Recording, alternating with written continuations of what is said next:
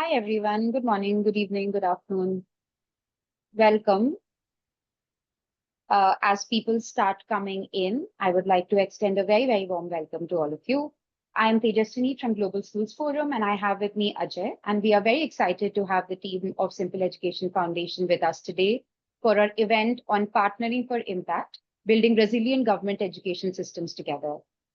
This session will focus on how non-state actors can strengthen and complement and support the government education systems. We already have a lot of you that have started coming in. While our other friends are joining us, if you could just drop in your name, organization, and what part of the world you're joining us from. And we would also very much like to know how you're all feeling this evening, this afternoon. Do tell us what you're feeling on a Snoopy scale. I'm obviously a 9 because you can see me being a 9 right now, but hoping to be a 4 right after because I'm expecting a lot of great um, takeaways from this session today. So please drop in how you're feeling today. A couple of quick guidelines and expectations from the session. This session will be recorded and the recording and takeaways will be shared later. This is a safe space to share your opinions and experiences. Please raise a hand to ask any questions or use virtual reactions to engage. We would, of course, love your full attention. If possible, do turn off the other devices and notifications and turn on your video if if that is possible for you and for the bandwidth. Do engage with each other, ask questions freely, build on each other's ideas, appreciate and comment on your peers' thoughts and ideas that are being shared here. And please do share your contact information if you wish to get in touch. I'm just going to go and check how we are feeling today.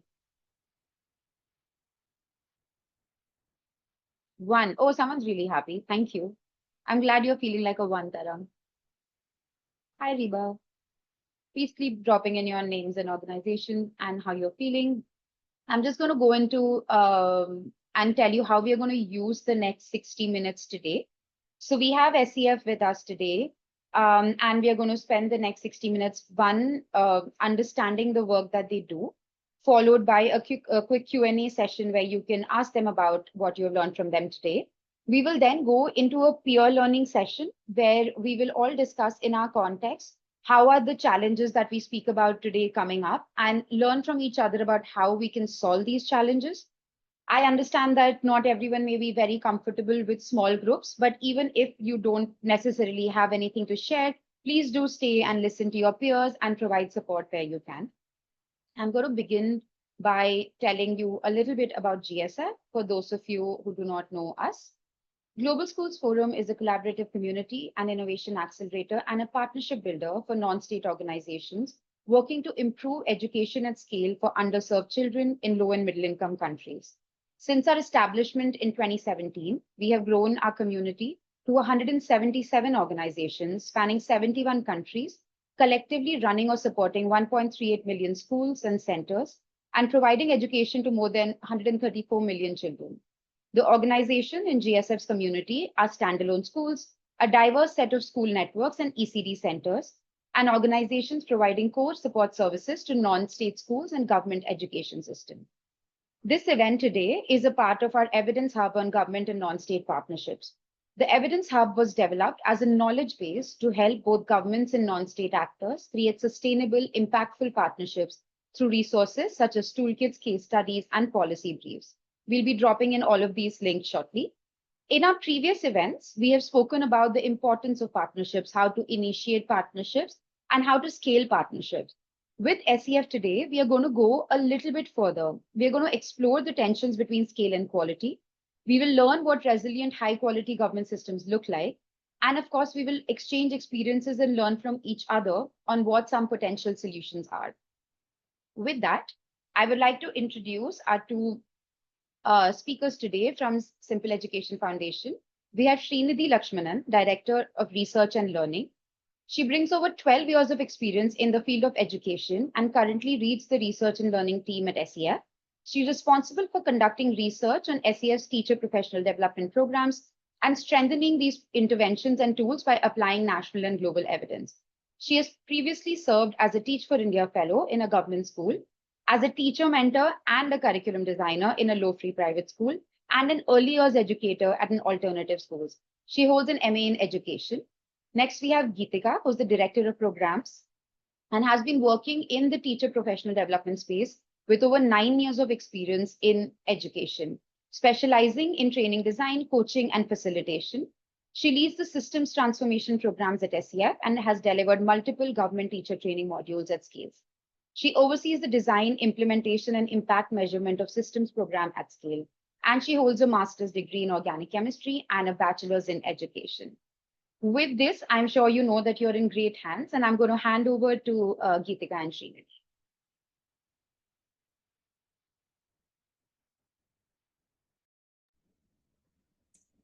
Thank you so much, Tejaswini, and thank you everyone for joining us today.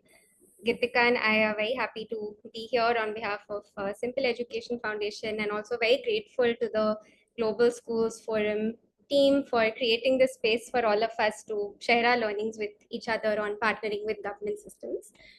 So yeah, to start us off, we'll share a little bit about what the next 20 minutes of our presentation is going to look like.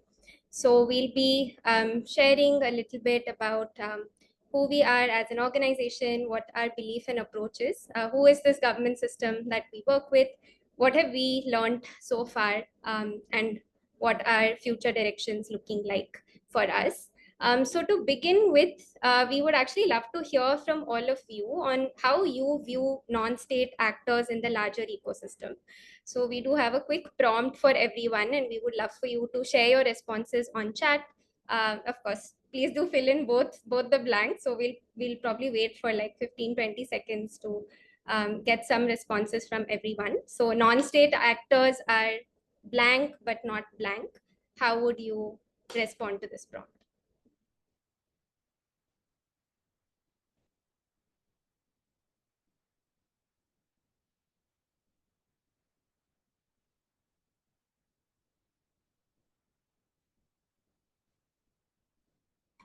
We will wait for some responses on the chat.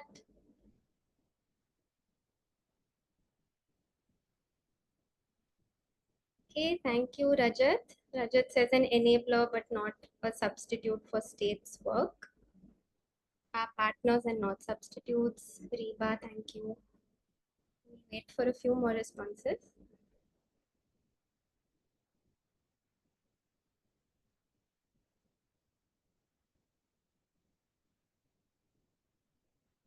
Facilitators, not doers. Thank you, Ms. Khan. Partners and not mindless implementers. Okay, we have a lot of responses. Do feel free to add in your thoughts to the chat. But I think very similar. I think we at SCF would also define ourselves as enablers, but not a parallel system. And we're hoping that through the rest of the presentation, we'll also engage with what this actually looks like in practice more deeply. And I think a good point to start is actually one key way in which this reflects in is what our programs look like overall and what we do. So at SCF, we work with state and district bodies to strengthen teacher education through 3 different programs. One of our programs focuses on strengthening pre-service teacher education with district bodies that are responsible for their education. The second program focuses on strengthening in-service teacher education across 3 states, Delhi, Uttarakhand, and Punjab. And thirdly, we work directly with government schools to demonstrate what excellent government schools can look like and also learn from the ground to be able to scale them via our state and district work. Our core mission and our belief is that if teachers receive the right kind of support and the most effective support in their journey, then they are able to create learning experiences for children that are fun, meaningful, and impactful. So that's really what our the mission behind our programs are. And as we've gone about this work, we have also begun to see and understand what it means to work with the government system, right? So we've begun to see what are the complexities, what are the realities and constraints that impact the government's ability to deliver this kind of teacher support and to deliver quality education, which is a right of every child. So I think before we share some of the challenges that we've observed in our context, we would love to hear, I'm seeing a lot of people from various countries who've joined us today. So we'd love to actually hear, in your context, why do you think government systems are struggling to deliver quality education for children?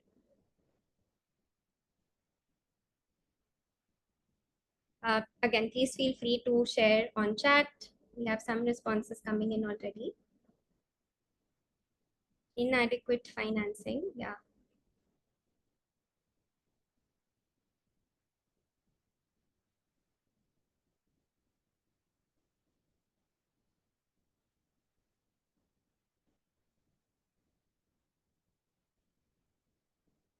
A lot of parallel work, building synergy, conflicting policies at different levels of government. Thank you, everyone. Wait for a few more responses. Capacity and resource constraints, less nimble and unable to adapt as quickly, reticent to transform systems which require a lot of money and resource. Wonderful. Thank you, everyone. And again, please do keep the chat going and sharing what these look like in your context. But definitely aligned with a lot of the points that are already coming in. And I think just sharing a little bit from our context as well. So especially in a country like India, which is quite large, even within state education systems, we do observe that the scale is quite large, and there's also a lot of diversity even within a single state. And the capacity to be able to contextualize that kind of support even within a state sometimes does result in not meeting teachers' on ground realities, right? So for example, we have states where there could be a lot of monograde schools as well as multi-grade schools in the same state, and those two require fundamentally very different kinds of support. So the ability to be able to respond to those needs. Secondly, we see that teachers face challenges in really bringing policy to reality. Of course, there are multiple reasons, but a few of them that we've highlighted here are just the lack of a continuous support system for them to be able to translate their learnings into practice. Secondly, as someone said, there are multiple initiatives at the same time, all demanding their time, their energy, their effort, constantly having to prioritize does become challenging. And thirdly, they do operate within challenging school conditions, right? Ranging from infrastructure, resources, large classroom sizes, etc. Thirdly, difficult to adapt quickly to evolving needs. I did see that on the chat as well. I think we're all seeing that society is evolving very rapidly, and at the same time, we're having to think about, okay, what is the purpose of education going to look like 5 years from now, a decade from now? How are the role of schools and teachers going to change?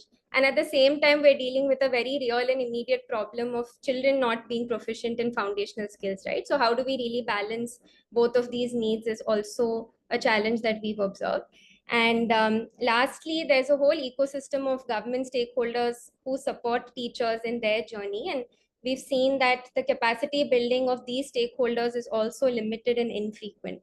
And it's so crucial to be able to support them so that they are able to build more sustainable and continuous support for teachers.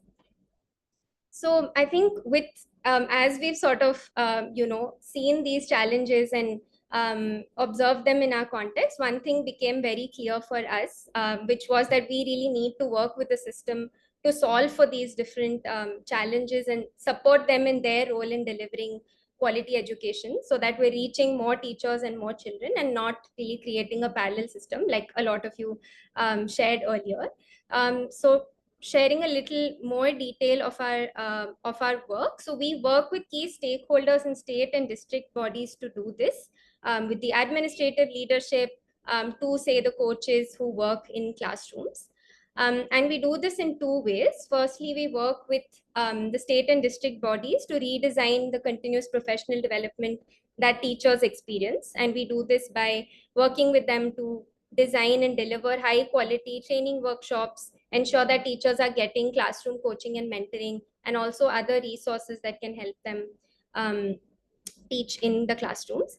And secondly, we also work with governments to strengthen the operational and technical capacity that's needed to govern and sustain reforms that get taken up. And we do this by building their capacity in design, facilitation, and coaching, in technologies, co-creating technology solutions that support them in monitoring and evaluating their initiatives, and ये also visit कर लेंगे create those processes for quality control और and ensuring they have the data for decision making. So I will now pass it on to Gitika to share some principles that guide our work with government systems, the challenges that we have experienced through these partnerships, and also how we respond to some of these challenges. Yeah. Yeah, I think in the work that we do and in the journey that we have been on, there are certain principles that has helped us do the work that we do. And I think the first and foremost principle is not losing the sight of the people we serve, and that is our children and teachers. So I think one of the biggest anchor that we have is keeping the child at center of our interventions, of our program, of all the conversations that we have with the stakeholders. And to explain these principles, I'll take an example of, let's say you want your grandfather to try a tea, right? A new tea. So if you want your grandfather to try a new tea, how will you operate in that situation? You will first understand what kind of tea your grandfather likes, right? So that's also one of the principles we work with. Very similar. We want the system to try something new. So we first understand what kind of tea or what kind of how the system operates. So we embed ourselves in the government system. We understand their needs, the processes, the structures that the system is. Then we work with the government system. And for the tea also, will work with the grandfather. We'll work with whoever is creating that tea to kind of make the perfect tea for your grandfather. So similarly, for a system, we work with the system to make that perfect tea, to co-work, to ensure that they are owning the partnership, the intervention in the end. So we co-create and we co-work with the system. And then we ensure that we have that hyperlocal and contextual support. That means that we want to create a tea which will work for your grandfather. We want to create an initiative that will work for the children, for the teachers. So we make it very contextual in the way that we operate. And we leverage all other people. There are multiple NGO partners, CSOs who are working in the sector. So one of the principles that we follow is how can we work together? How can we utilize the collective wisdom than working alone? And then it's about identifying that sweet spot for your grandfather, right? What kind of cardamom he likes, does he like ginger, etc. So same with government, we find that sweet spot between innovation, that you want to shake the system with a new innovation, but you want the system to be ready. You want your grandfather to try the tea, but you want to put something extra that you want him to try, right? So for system also, you find that sweet spot between innovation and system readiness, and that becomes very, very important. But all of this happens only if you are agile and adaptable, because all of us have worked in the system. The systems work very fast or very slow. So when they're working very fast, you have to be adaptable. You have to be agile. Same as your grandfather who would want the tea at 5 o'clock. You want to also ensure that you be that agile and adaptable person in the system as well to make that perfect tea, right? And while we are making that perfect tea, we also face certain challenges. And before that, I would love to hear which principles do you identify with? What is the principle that you feel like while working in a system, government system, it's very important to follow?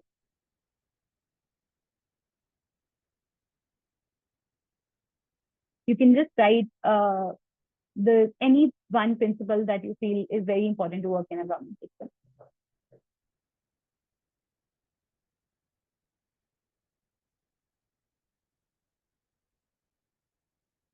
Yeah, exactly like Reba said, it's very important to be agile and adaptable. It's very important, like Kavita said, to co-create and co-own, because you want to create a system which will sustain. Yeah, and these are different principles that guide our work. While we also keep following the principle, there are certain challenges that come, right? And one of the challenges that we have consistently faced, and you also mentioned in the start, was there is a lot of change in leadership and society. That means that there are certain key decision makers which shift overnight, and that's something that happened to us also. I think in one of the states we work with, the key decision maker, the director, the nodal officer who was responsible for the teacher professional development work we do, they changed overnight, and we were also in a shock that how can they change overnight? But then we had to adapt and be agile, like you guys mentioned. And what it led to was there was a lot of ambiguity. That means that we had planned the trainings that were supposed to go in a month's time, but then because of the change leadership, there was instability, there was ambiguity. We had to realign with the people. And all the programs, all the timelines that we thought, the plan of action that we created, that we will do this year, all got halted. And there was discontinuation of the plan that we worked with.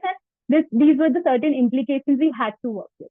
And during that, I think one of the things that we kept going back to was, what do we want to still strive for? What is our vision for excellence, and what are our non-negotiable, and what is the right balance? We want to ensure that with the change leadership, we still want to strive for quality, but there are certain non-negotiable that we need to definitely achieve while striving for the quality. And this was consistent thought that came into our mind.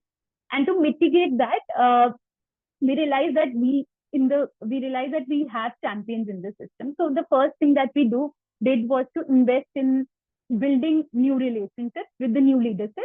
But how did we do that? We went back to the champions who had seen our work, who had seen our credibility, and they talked about our work more than us talking about our work, which led to stronger relationship with the change leadership.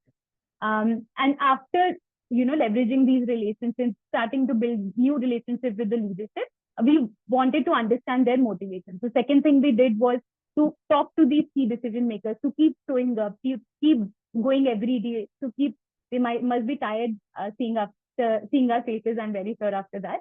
But just understanding their motivations, their vision, what do they want to achieve in the program, and then kind of also changing, keeping the non-negotiables in mind, changing our program wherever we can, so that we find a win-win partnership with the new stakeholders. And this led to one of the biggest learnings that we had, was to also understand that leadership will keep changing. That's how it is. But we need to institutionalize our offerings. We need to institutionalize certain interventions that we see high value in the ecosystem we are working with. So, for example, we institutionalize need analysis as an intervention. So that would mean even if leadership changes tomorrow or day after, the need analysis will still keep going because it has been institutionalized, and that's something that the institution will follow. And that's something that we started focusing a lot on, which was institutionalizing our initiative. So this was one of the challenges that we faced. And the second challenge that I would like to talk about today was change in operations. I heard some of you also sharing on the chat before that a lot of times there is a way that system is run, but with new circulars, with new kind of directions from the state, the operations and structure can change massively, and that's what happened to us. We were taking primary teacher training in one of the states, and we were doing it as the state model. That means that everything went from state to the teachers. But within a week, the model shifted from state to a decentralized model. That means that all the district bodies were supposed to now do the training. Because of this change in operations, that means that we had to align with all the district bodies while we were aligning with only one state body before. And what it led to in this particular situation was that there was a lack of communication, right? The district bodies were not clear. They were asking us questions what we have to do. The state body was also kind of, pivoting their strategy, what they wanted to do. So there was a lack of communication, lack of processes, and there was a need to adapt very frequently, right? And that led to a lot of decision making which didn't happen at the right time. And the district body was also consistently talking about what kind of resources do we need to ensure that the vision is correctly implemented at the district level. And that was the implication, the lack of communication, the lack of processes.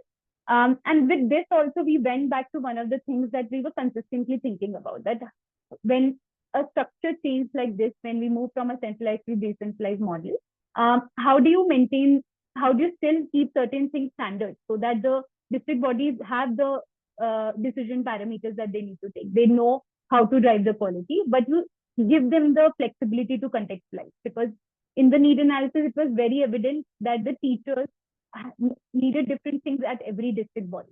So that means that we needed to give them enough space to contextualize, but also standardize for them to maintain quality, right? And for that, there were certain mitigation strategies that we did.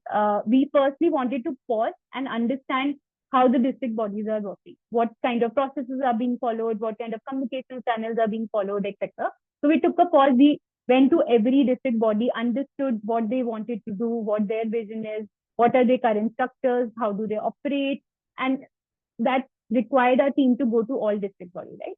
After understanding, the second thing we wanted to focus on was to take those priorities, take those goals, and reevaluate our program, that how do we want to now make a decentralized model from a centralized model. So that's the shift that we did. And then we also leveraged other people who were working in the system, because we realized that we have also gone from one kind of alignment to 10 alignment. So we had to use and leverage and take support from the ecosystem, right? And that's something that we focused a lot on, with focusing on external partnerships. Yeah, and I think one thing which was very evident, that this kind of work is done by teams which are there for the long haul, because systemic work can be slow, but it requires team to also be persistent, right? And in that journey, I think there are certain learnings we would love to share with you. And the first thing that was that, how do you deal with unpredictability and uncertainty? And it requires a lot of resilience and emotional adaptability in the moment. And systems game is a lot about managing emotions, right? So the team, and I want to take a pause and celebrate the team for showing that resilience, showing that emotional agility to do the work that they did. And side by side, I think one thing that we wanted to ensure at an organization level is to build that support system that the team is able to thrive. So how do you ensure that you have a people first approach before anything else? And how do you maintain that? How do the team find solace in the uncertainty was the team that they're working with, right? So you had to give that kind of supportive ecosystem. And thirdly, which is very important in a systems work, is that what we realize that, because systemic change is slow and it can take time, how do you still appreciate the small wins? How do you ensure that if a message of appreciation is coming from a government stakeholder, how do you appreciate that? How do you appreciate any kind of adoption that you're seeing in the classroom? So how do you keep seeing that incremental change is something that we, as a team, we did really well. And that was very important for us to do the work that we were able to do.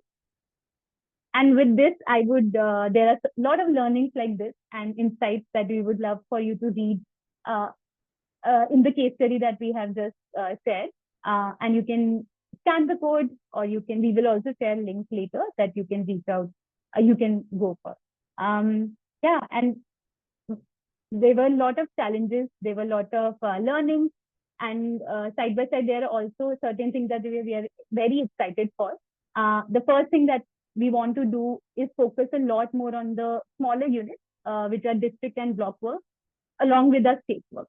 So we are going to work in districts more in depth, because these are districts and blocks are the micro hub of innovations. They are the implementer blockers or implementer, ensuring that implementation happens really fast and in an efficient way. So we are working with the district to ensure that our work is more hyperlocal and contextual. And side by side, we want to take a pause and understand the ecosystem, understand the impact of our work by establishing research partnerships with the state and district bodies, to understand the needs of the teachers, to understand what can we do better, and to also support the state to take better decisions using research. And hence, we want to focus on research partnerships as well. That's it from my side. Thanks so much, Geetika and Srinidhi.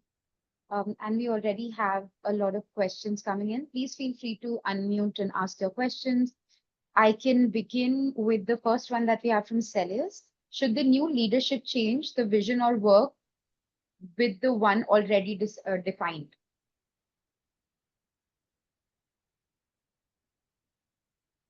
Yeah.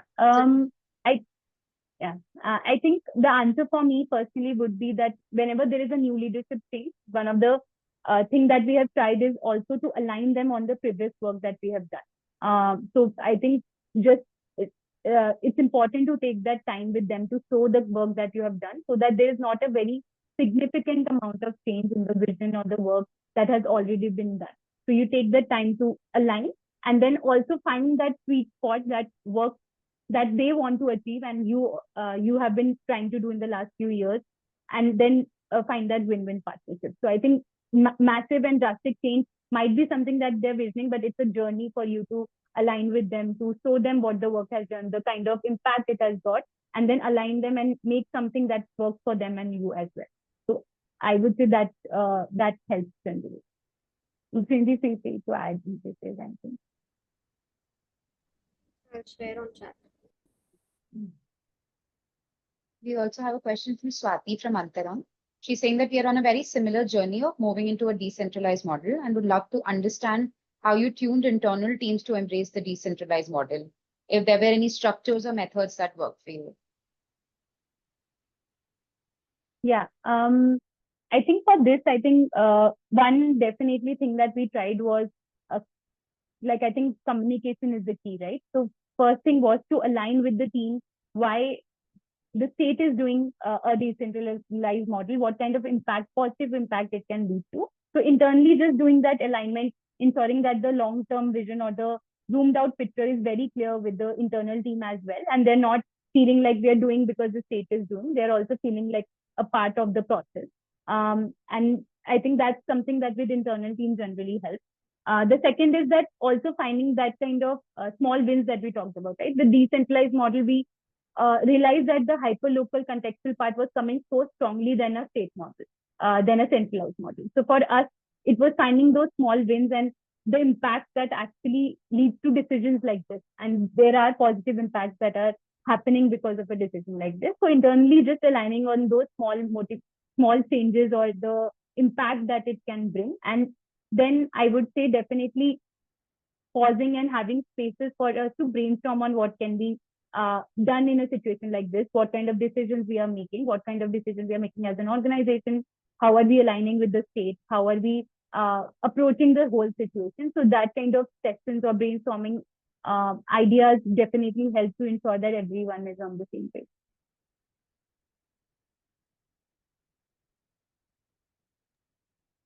We have another question from Francis. At what point do you involve the central government, given some decisions are made and would require the input of central government? Yeah, I think I would say the central government is still the anchor, right? So I would definitely say that from alignment to also ensuring there are updates going to the central government, there has to be consistent structure of communication and consistent structure of alignment with the central government. So that would mean that you are aligning with the district body, and the district body, with the district body, you're sharing with the state government or the central government what are the updates consistently, so that there is a common vision that is being followed, not separate vision at the district level and at the state level.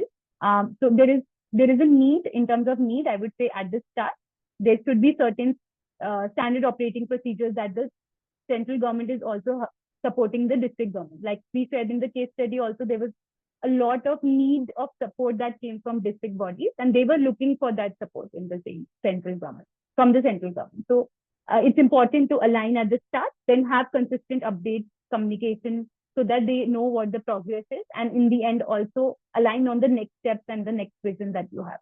So you need to involve at least at these 3 stages. I think we'll just take this one last question and then go into our peer circle. Celeste is asking, in our primary school, we have introduced digital learning. Do you think it's good from a young age?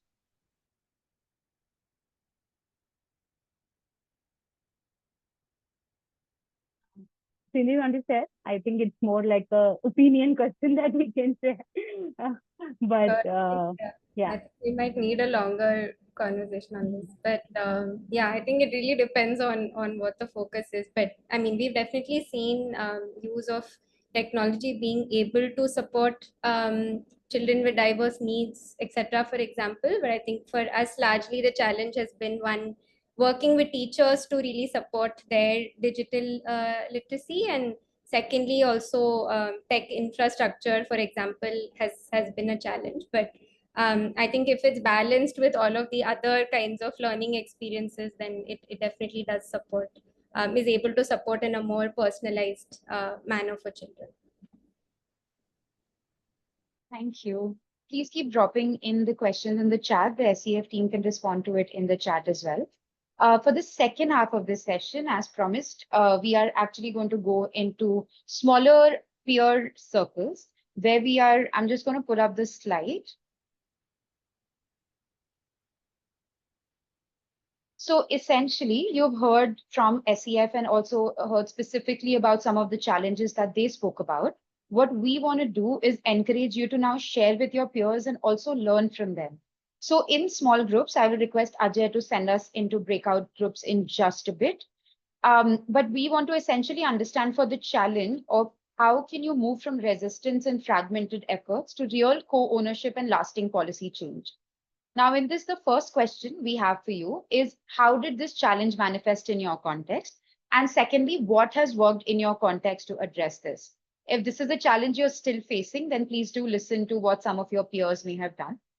And it's okay if this does not apply to you, you can still support your peers and learn from them. If there are any questions, please do let me know. And then I'll request Ajay to send us into breakouts. Does this sound good?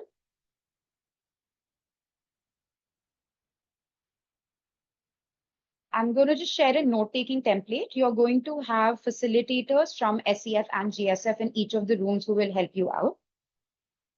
Please let me know if you're able to access the note-taking template.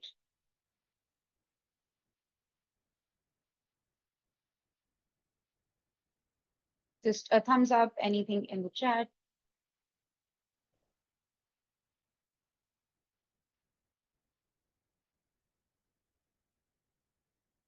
Great. Srinidhika, Geetika, Ajay, good to go into the rooms now? Yeah, okay. Ajay, if you could just send us into the breakouts.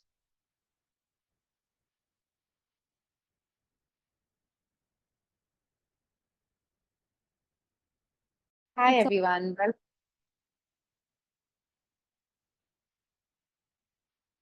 Okay, welcome back, everyone. I was just having a look at the note-taking template and I see some very, very interesting observations and very interesting things that people have done. I think we can go room by room. You can tell us how you felt about the discussion, anything that stood out. I know there was a lot of diversity in the rooms as well, many different countries. And I'm guessing one of your observations would be that all of us are struggling with the very same problems everywhere. But if anything stood out for you specifically, please do tell us. We can start with room one. Yeah, I'm happy to take up the sharing for room one. And I think two things, obviously the given insight that we all have very similar struggles or experiences. But the one thing that Swati from Antarang Foundation, which works in India, shared is that visibility of micro interventions of even if you are completely supporting a government partner in executing a set policy, something that they have in their mind and the way in which they want to do it, what are smaller parts or fragments of that program that you can show them innovation in. So if not everything, what are those smaller innovations that can help?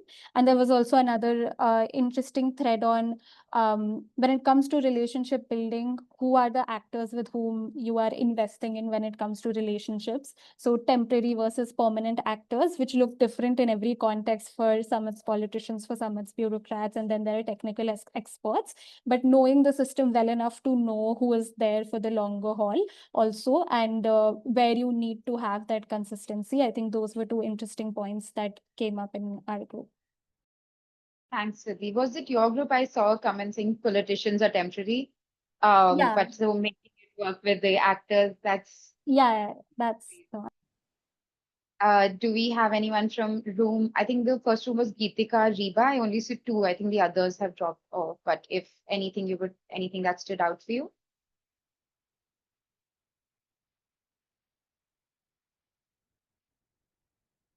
Please go for it, Reba. I see you unmuted. Yeah, I was going to share about how Gitika, I think a lot of the what she had shared with me was that how consistent asked and also an ask to be part of like budget meetings or just like in general give them things that will help them like present stuff to their directors. I think that is easier if we make them, if we make their work easier, it's easier to get our work done. I think that's what my takeaway has been that you think.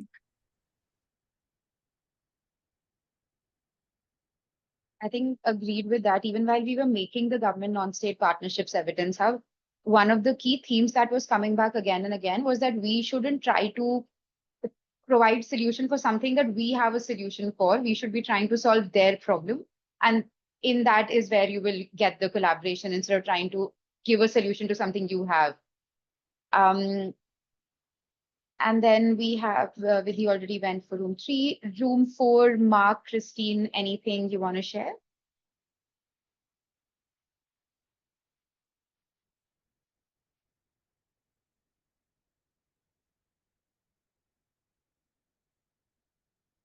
I don't think I'm the spokesperson for this group.